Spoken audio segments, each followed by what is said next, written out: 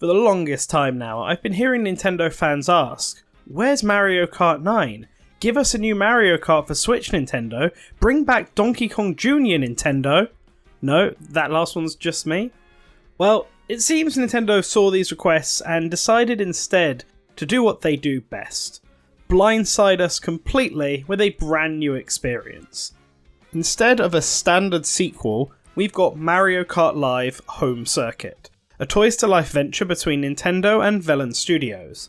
This take on Mario Kart sees the player turning their real-life surroundings into the racetracks Mario and Luigi can drive around. It's a fantastic concept, and I was lucky enough to be able to test it out, courtesy of Nintendo UK. And test it out I will, because I've had a few lingering thoughts since its announcement that I've been eager to see the results of. So, does Mario Kart Live take home the gold, or does it barely cross the finish line? Let's find out.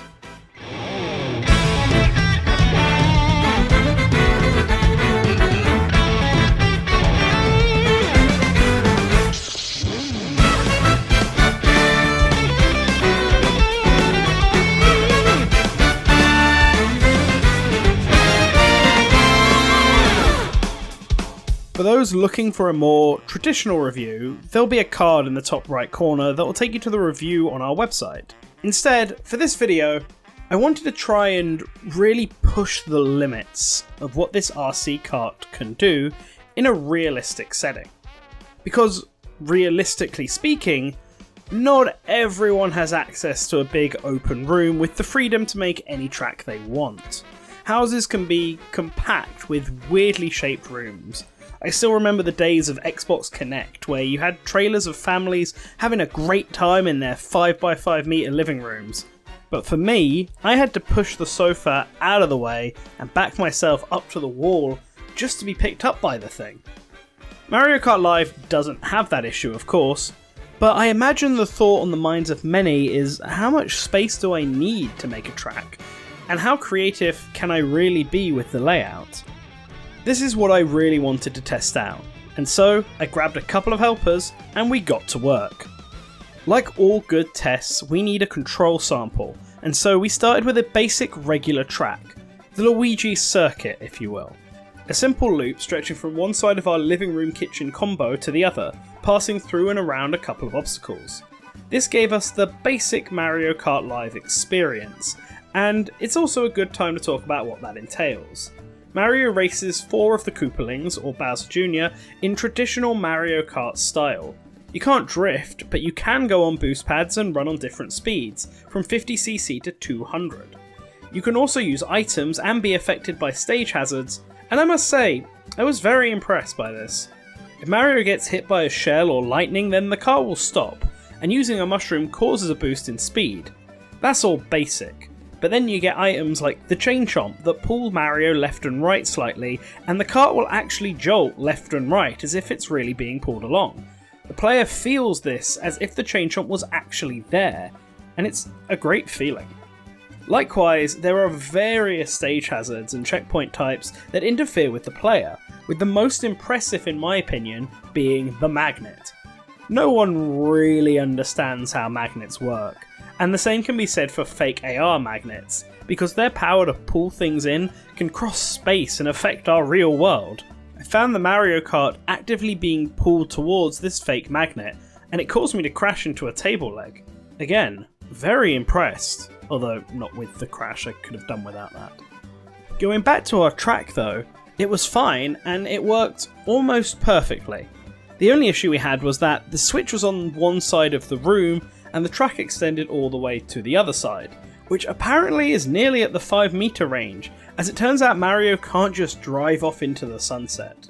Mario and the Switch connect via some kind of wireless, and whenever we drove to the opposite side of the room, the video feedback would begin to get a little choppy. This was then made worse thanks to the bits of wall that was also in the way, making the connection even worse. So, the first limitation we found is that the cart must be within a 5 meter radius of the Switch at all times. And then the second limitation is that walls can cause this radius to shrink as it disrupts connection dependent on its thickness. But that's all expected. These are limitations with the hardware, and not anything I can really dock points off the game for. So let's move on to the next test, making a teeny tiny course. I can't vouch for everyone, but I'd like to think I have a decently sized bedroom. But it's still not massive, and so can I make a track small enough that I'd be able to play it in there? How small can we make these Mario Kart tracks? We decided to test by making a simple circle, one where one side of each checkpoint was meeting in the middle. Theoretically, all we would need to do is hold up and left on the stick and Mario should complete the track in no time. Right? Well, no. What is now obvious in hindsight is that for Mario to register that he is going through the track, the camera needs to be able to pick up each of the 4 gates, and the correct side of the gate. Mario will always have to drive through each checkpoint from 1 to 4 through their numbered entrance, and if the camera can't pick up the gate number, then it's not going to count. And you can't just skip from checkpoint 1 to 4 and cheat your way to victory. Trust me, I tried. So, to make this work consistently, we had to make the track slightly larger. It was still a circle and arguably still pretty small, but it goes to show that there is a minimum size limit to these courses. But that begs the question, is there a maximum? Obviously we have some restrictions. We're confined both to the shape and size of our room, as well as the 5-meter radius. But within this space, making a really long track was actually still quite doable. Behold our monstrosity. By constantly zigzagging back and forth and looping over the same parts of the track, we created this winding road of pain for Mario and the Koopalings to travel over, with no limitations to be found. So long as you stick within the basic connection restrictions, you can make your track as long as you possibly want. But maybe you don't want to do it in the way we did it. As it turns out, while you have to go through all 4 checkpoints to complete a lap, you don't have to stick to the path you mapped out. While this map looks like a nightmare to traverse, we simply cut straight through it during the actual race, and completely ignored all that hard work we had put into making the track. This ended up having a hilarious but broken consequence. While we were perfectly fine to defy God's will and break free of our predefined track, the CPU were not. They zigzagged across this nightmare course, going back and forth in a winding path that would make Yoshi Valley blush. And then, when they finally cleared lap 1, I was about halfway through lap 4. Making a convoluted track and ignoring it busts the game wide open and allows any player to easily cheese all the Grand Prix modes on any difficulty. It is funny though, especially when blue shells get involved, and suddenly there are 2 blue shells flying about like irritating flies as they desperately try to catch up to the player in front. Ooh, that was so close. But now, it's the test everyone has been waiting for. The introduction of the Y-axis. When Mario Kart Live was first shown off, one of the desires, no, expectations we had as a community was the influx of crazy tracks made and uploaded to YouTube. Surely someone would make a replica of Rainbow Road in their garage, right? While we don't have the resources or space to go that far, we still wanted to test if it was possible. We started small. Can the game function with Mario going up a ramp and being slightly elevated off the ground? After stacking a bunch of game boxes, books and magazines about, we took Mario for a spin. And then again. And then again. And then again. Maybe using thin game boxes was actually a dumb idea.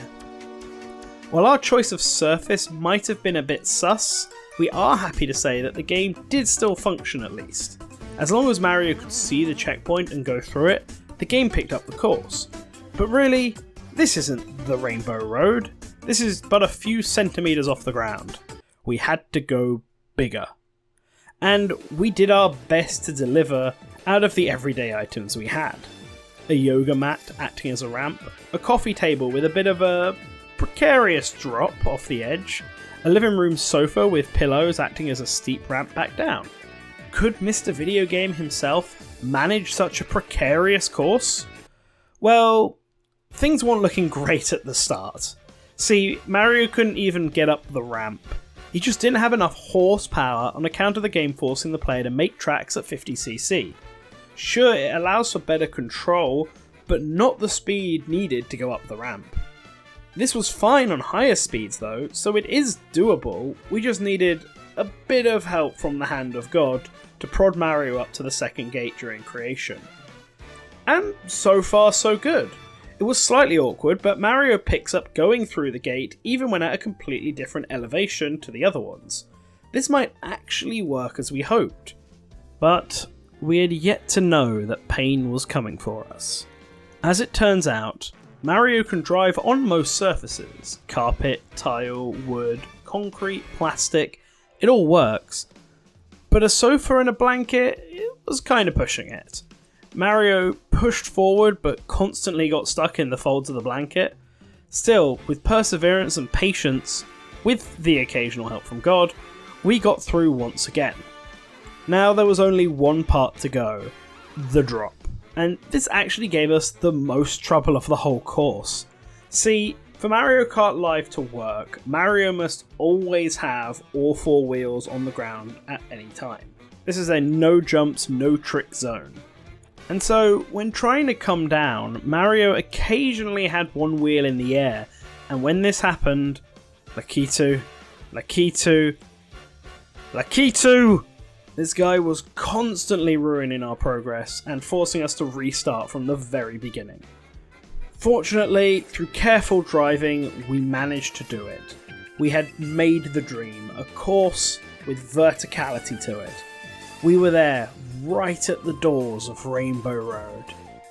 And then the blue shell hit. The second we started up the race and were ready to jettison ourselves into excitement, the CPU completely ignored it. Even if Mario, the physical cart, interacts with the objects and reality in front of him, his AR opponents do not. And while the track seemed to pick up the verticality during creation, it turns out the entire track was constantly lifting itself to Mario's level instead. As far as the game was concerned, the course was flat, and always had been. Mario Kart Live Home Circuit has limitations, but regardless, the game is still crazy impressive. It's a very cool piece of tech that works better than expected, and it honestly made me feel like I was legitimately playing Mario Kart in my living room. I had a lot of fun with Mario Kart Live Home Circuit, but now it's time for the $100 question. Is the game worth the price? RC cars are expensive, and it definitely costs more to make this piece of tech than a regular game cartridge, so I totally understand why this is retailing so high at £100. Well, actually, no, I don't get why it's costing £100 US dollars and euros, but that's a different discussion. For the average consumer though, this is a big ask, so is it worth it? I think it depends on two factors: how much you enjoy RC cars and your living conditions. If you are an RC car fanatic, this won't be like the absolutely mad top-end RC cars I've seen, but it is still worth it for the really unique experience. I haven't seen anything else do what this game does, and I can very easily say this is the best Toys to Life product on the market right now. So just to experience that, if you're an RC car fan, is worth the price.